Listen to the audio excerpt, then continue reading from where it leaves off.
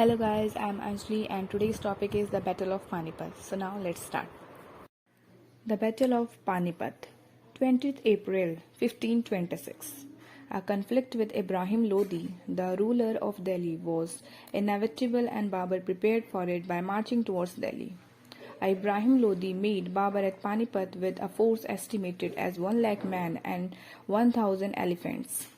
Since the Indian army generally contains large hordes of servants, the fighting men on Ibrahim Lodi's side must have been for less than this figure. Babur had crossed the Indus with a force of 12,000, but this had been swelled by his army in India and the large number of Hindustani nobles and soldiers who joined Babur in the Punjab. Even then, Babur's army was numerically inferior. Babur strengthened his position by resting one wing of his army on the city of Panipat, which had a large number of all houses, protected the other by means of a ditch filled with branches of trees.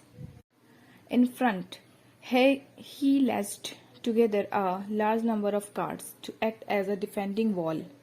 Between two carts, breastworks were erected on which soldiers could rest their guns and fire. Bible calls his device an Ottoman Rumi device, for it had been used by Ottomans in their famous battle against Shah Ismail of Iran. Babur had also secured the services of two Ottomans master gunners, Ustad Ali and Mustafa. The use of gunpowder had gradually developing in India. Babur says that he used it for the first time in his attack on the fortress of Bhira. Apparently, gunpowder was known in India, but its use of artillery became common in North India with the advent of Babur. Ibrahim Lodi had no idea of a strongly dependent position of Babur. He had apparently expected Babur to fight a mobile mode of warfare which was used with the Central Asian, making rapid advance or retreat as the need arose. After skirmishing but Babur gives a large part of the credit of his victory to his women 7 or 8 days. Ibrahim Lodi's forces came out for a faithful battle. Seeing the strength of Babur's position, they hesitated. While Ibrahim was still recognizing his forces, the two extreme wings of Babur's army wheeled around and attacked Ibrahim's force from the side and rear. Babur's gunners used guns with good effect from the front, but Babur gives a large part of the credit of his victory to his bowmen. Curiously, he used little reference to Ibrahim elephants. Apparently, Ibrahim had little time to use them. Despite these early setbacks, Ibrahim Lodi's army fought violently. The battle raged for 2 to 3 hours. Lodi Ibrahim fought to the last, with the group of 5,000 to 6,000 people around him.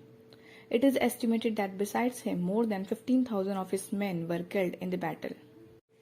The Battle of Panipat is regarded as one of the decisive battles of Indian history. It broke the back of Lodi power and brought under Babur's control the entire area of up to Delhi and Agra.